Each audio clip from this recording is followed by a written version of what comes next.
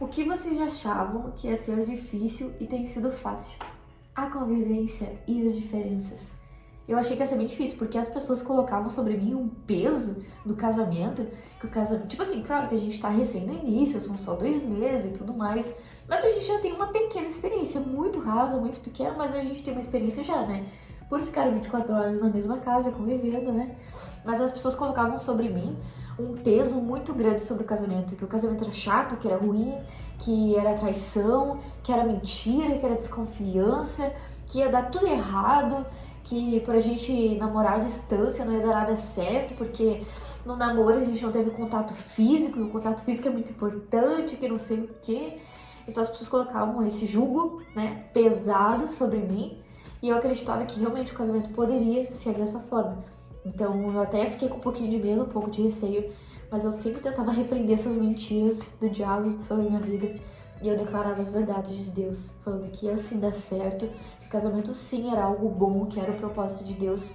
Então eu sempre declarei coisas boas sobre isso, e hoje eu colho coisas boas no meu casamento. Então toda aquela mentira que me contaram era uma mentira, porque não é uma verdade dentro do meu casamento. Então, eu acredito que se tu faz uma escolha boa, tu tem grandes chances de colher frutos bons. Agora, se tu faz uma escolha ruim, tu tem grandes chances de colher frutos ruins.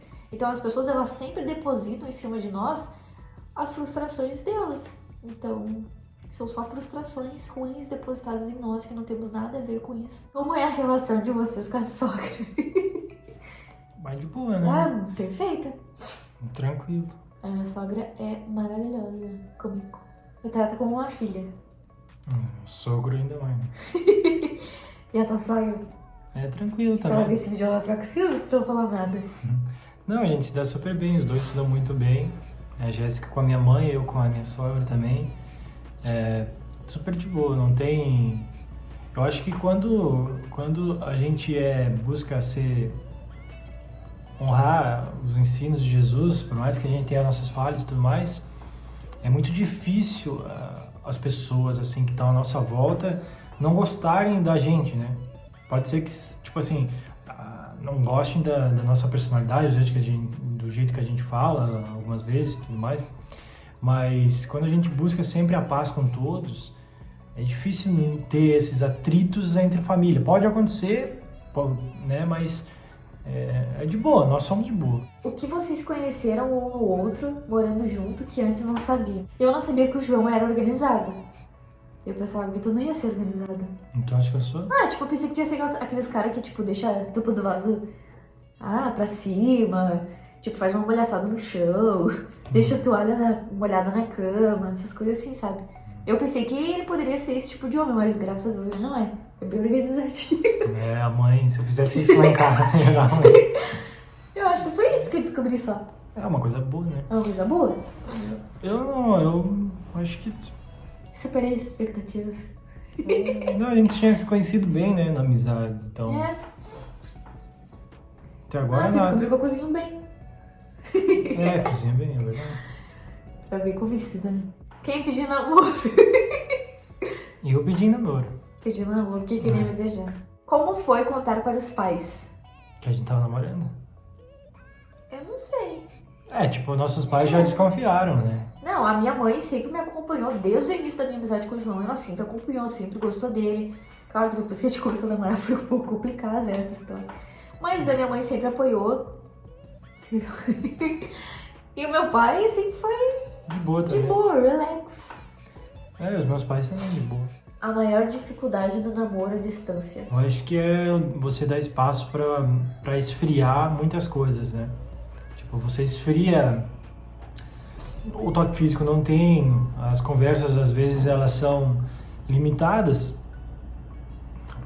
As conversas às vezes são limitadas porque tem uma distância que às vezes, tipo, tu tá vivendo num momento lá, você tá cansado num momento lá, e a outra pessoa tá em outro momento aqui, e aí as conversas são diferentes às vezes, assim, então isso faz com que dê uma esfriada na questão daquela paixão do início do namoro, né?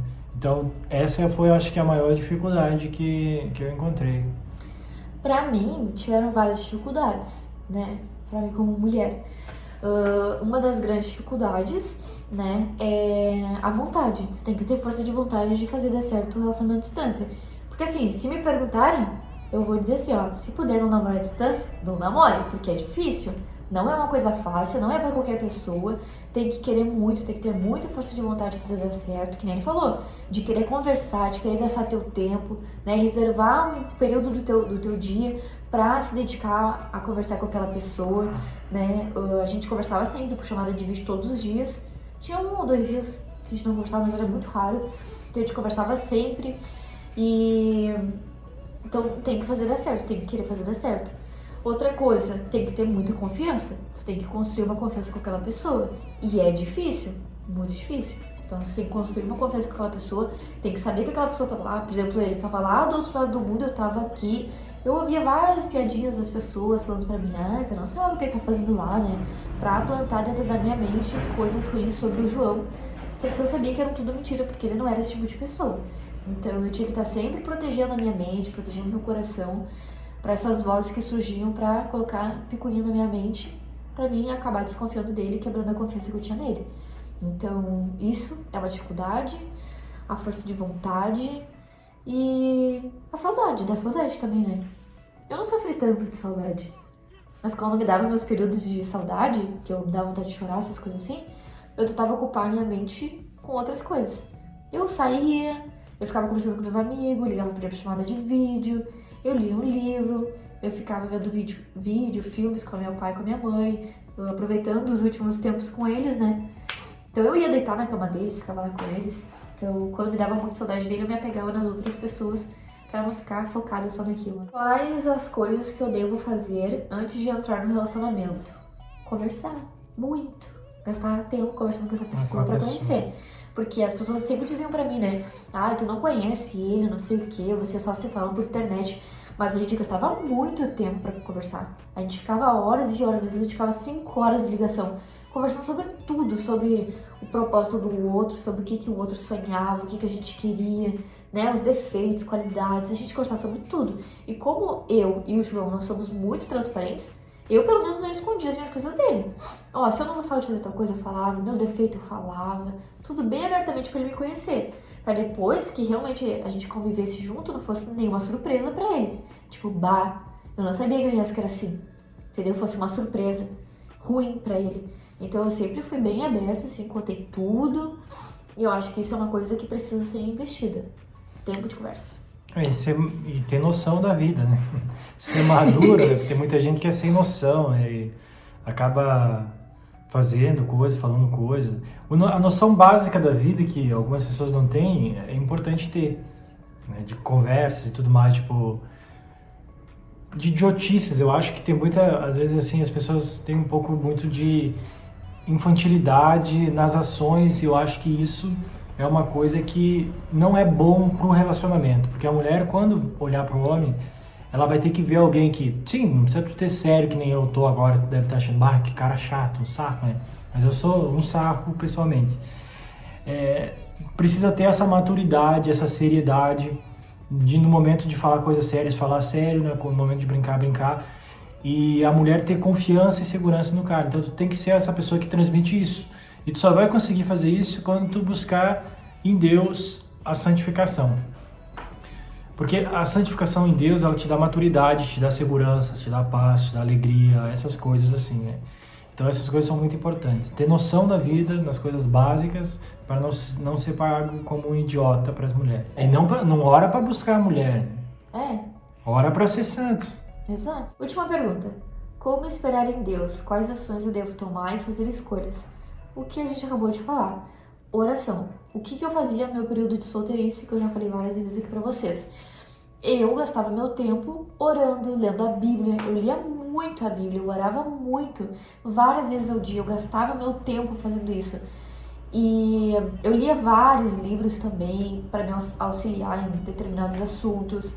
Eu visitava algumas igrejas, eu saía com meus amigos, eu gastava tempo com pessoas, né, para conhecer pessoas, para fazer novas amizades, conhecer novos lugares, mas o principal, eu gastava muito tempo da minha vida orando e lendo a Bíblia. Então, até para ter a luz da palavra, aquilo que eu preciso fazer, né? Até se você é solteiro, eu aconselho você, homem, a permanecer solteiro. E se você é mulher, permanecer. Não sou eu quem disse isso, foi Paulo. Porque é realmente, quando a gente está casado, algumas prioridades que a gente tinha na solteirice, que era gastar tempo, por exemplo, visitando algumas pessoas, visitando famílias, às vezes indo em algumas casas para orar e tudo mais. No momento de casado, isso vai mudar um pouco, vai mudar o eixo. Vocês vão ter que fazer isso em dois, então tem que juntar os períodos de tempo que os dois estão vagos para fazer. E aí a tua prioridade já não é mais diretamente aquele tempo livre que você tinha antes. Então, se você está solteiro, se dedique às coisas do Senhor, e a mulher também se dedica às coisas do Senhor. E aí sim, se no momento que você conheceu um homem de Deus, aí sim, se junte a ele, se case com ele e junto vão fazer a obra de Deus. Só que aí vai ter uma diferença, porque vocês vão ter que juntar as coisas e fazer junto, e aí é um pouco diferente do que você fazer sozinho. Tem um pouquinho menos de liberdade. Liberdade você tem, mas eu digo do tempo, da conexão do tempo, da conexão do estado da pessoa, emocional e tudo mais. Então é um pouco diferente. Mas se tá solteiro, continua solteiro por enquanto. E é isso, acabou as perguntas. Obrigado, pessoal. Espero que vocês tenham gostado. Beijo. Beijo.